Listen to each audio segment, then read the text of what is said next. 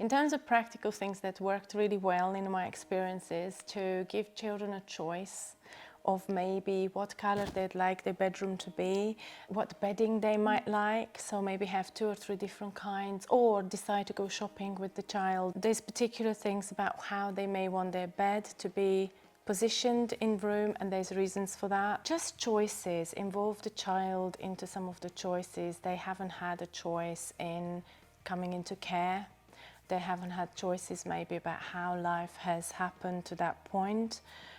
So it's important that maybe not fully, but give the children that agency to make some decisions for themselves. New foster parents come into this with this perception that, oh, they're going to have loads of children and they're going to make some great differences, and that's amazing, that's great. But a lot of them, I feel like, do have a bit of shock, like, oh, this is not working, and that's normal. When something doesn't work out, they really shouldn't sort of take it on themselves and be like, oh, it's because I'm bad at this job, it's because of this. Sometimes it is really difficult. Like, my carer is so experienced, but she has to keep reminding herself that it's not an easy journey, it's not an easy fix, it's going to take a long time. I like to tell the carers when they're very anxious about a new child coming in, I like to say, right, okay, dig deep and think about what you already have.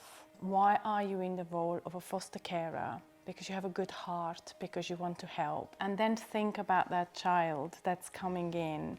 Sometimes you have some background, sometimes you have nothing. But if you think about the openness, you're opening up your house, you're opening up your heart, you're opening up yourself to a person who may look like they're fine, but actually deep down, like we heard about Marwa, I'm shy, I'm afraid, I'm worried, I'm anxious. I think that's enough for them. Listen, and listen not just with your ears, listen with your eyes, listen with your, all your senses. And let's just not put too many expectations and not expect miracles, but maybe just notice the little steps.